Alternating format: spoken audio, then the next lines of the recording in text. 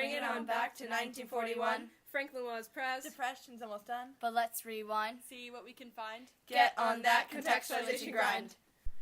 Treaty of Versailles. After World War I, countries upset and angry, reparations not fun.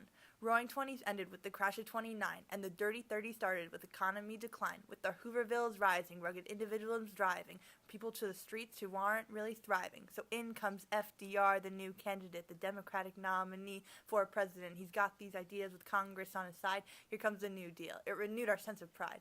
Relief, recovery, reform, the 3 R's. WPA, Civilian Conservation Corps, created lots of jobs when the people needed more.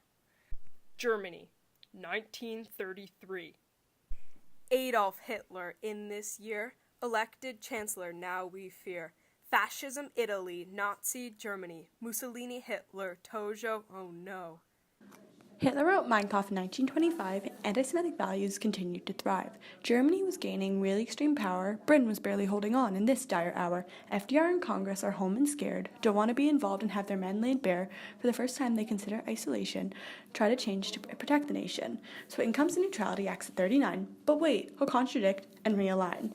Germany invades Poland in 1939. The European situation, not exactly fine. GB declares war with Nazi Germany. France is in it too. There's really no harmony. September of the next year, 1940, the Axis forms of the world's worst enemy. Germany, Italy, and Japan, but of course the leader is the fatherland. Belgium, Luxembourg, and the Netherlands, attacked by Hitler's megalomaniac hands. The US is just there, watching the madness. FDR wants to support Britain to stop that bad In 1940, he won his third term. Good president or not, his legacy would be heard. Caesars was struggling, their losses are doubling, dying to send the British some ships. Total war? Let him throw in his chips. George Washington wouldn't love this interventionist approach, but FDR rallied the people to do the most. Against the Neutrality Act of 35, which said that into war the U.S. would not dive. Opposition included Charles Lindbergh. He made a committee that put America first. But others believed that the war was in need in order to achieve democracy and get those double V's. And that brings us back to the actual speech. FDR lists the 4 things to be free. The speech was a State of the Union address. When the Pres has ideas that he wants to express, the Constitution recommends it, heck yes. FDR opens the speech by setting the scene, saying that till this point, no foreign power had been mean, no country had constituted a threat up until this point yet. He goes on to describe how dictator regimes are posing a risk to the world as it seems. He says that this particular SOTUS address is special because our borders can be transgressed. Through Latin America, it's a mess. He describes our country's national policies.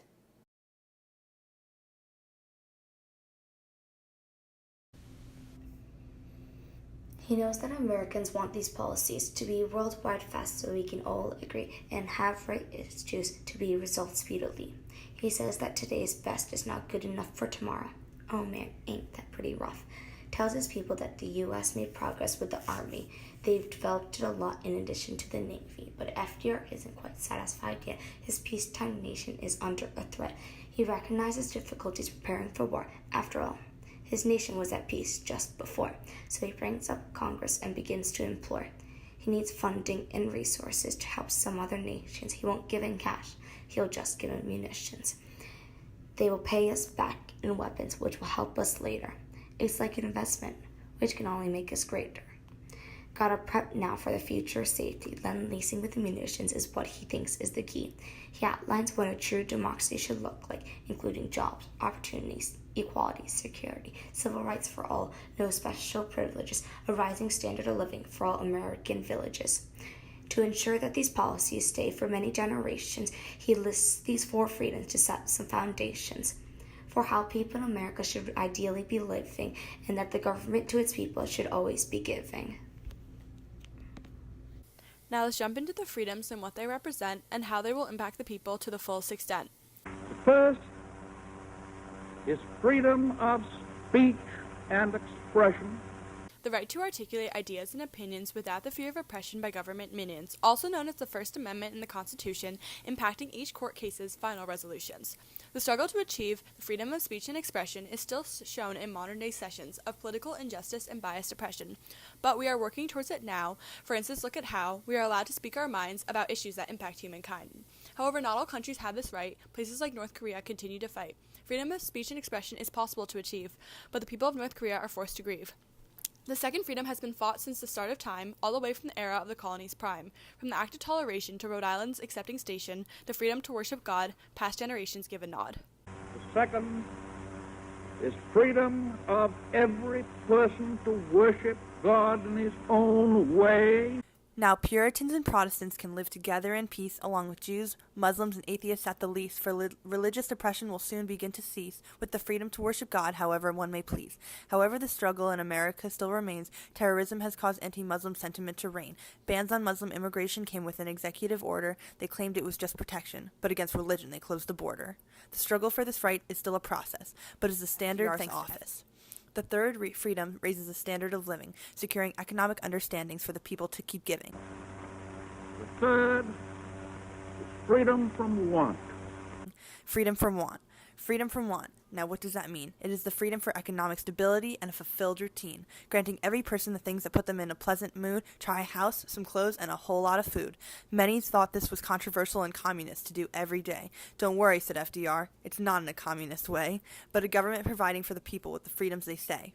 Even today in other countries this issue is hard to beat, but groups like Habitat for Humanity help the homeless back to their feet. The final freedom's the least scary of them all, unless it doesn't pan out, then the world might start a brawl. Fourth is freedom from fear. The freedom from fear is the one all Americans hear during the start of the speech when he explains a dictatorship reach. Freedom from fear shuts the door that could open the possibility of war. After all, what kind of life's worth being long if you're always afraid of being bombed? At the time of the address, FDR was in a battle of chess. He was trying to get the nation to invest in war. However, isolationism was there at the country's core. The conflict with Germany was growing every day, while the red of democracy was going astray. Anti-Semitic values were on the rise, and the Axis powers had continued to thrive. In the mind of FDR, the United States had a choice, and in joining war, the U.S. had a voice. One against democracy and treason, but he couldn't jump into war without a reason. Instead, he spoke about what Americans needed. Even during war, the four freedoms should never be unheeded. They granted solid basic rights to every American, black or white. A speech like this should not be dismissed. To talk to his people, FDR was not remiss. Like most of his other policy addresses, he worked with advisors to help him have successes. Who did he choose? Let's break down some guesses. Harry L. Hopkins, Adolph A. Burrell, Samuel I. Rosenman, and Robert Sherwood took a whirl. Others were included, like Benjamin V. Cohen, but like his other speeches, FDR's big brain was a showin'. He did lots of editing and heavy rearranging, 7 darn drafts. The speech did lots of changing. In fact, it took until the 4th draft to add the 4 freedoms. Doesn't that make you laugh? It happened one night with FDR and his buds. It was his ideas for peronation. Ain't he a stud? Rosenman recounts of that fateful night. They waited as he leaned far back in his swivel's chair. It must have given them a fright. With his gaze on the ceiling, he took a long pause, and then he leaned forward and dictated the new clause. And despite it being way far back, the Enlightenment years, FDR's speech grabbed concepts from John Locke's prospects for a better society to bring variety to a 17th century of notoriety, but it was a rebirth of philosophy, honestly, the first to mention rights to life, health, liberty, and possession. Remember? Not secession. In order to persuade Americans about the speech, he used differing rhetorical strategies for its impact to increase. His purpose was to inform the masses that the European situation should not be looked at with rose-colored glasses, and to gain support for the intervention abroad, or else their own democracy would be at risk for fraud. Finally, he tries to gain support for the Lend-Lease program that involved weapon export. Now let's take a look at which methods he used. We'll take it slow so your brain won't feel abused. The speech starts with a charged and angry tone in order to get the people in a serious zone. When he speaks of national security and threats, he sets the stage for his important intents. His urgent diction raises alarm with words like unprecedented and threat supporting firearms. Now that the audience is listening and alert, FDR utilizes emotion to get them hurt. Now don't worry, it's not actual danger, but the usage of emotional examples will be a changer. FDR speaks of what could occur if democracy is not ensured.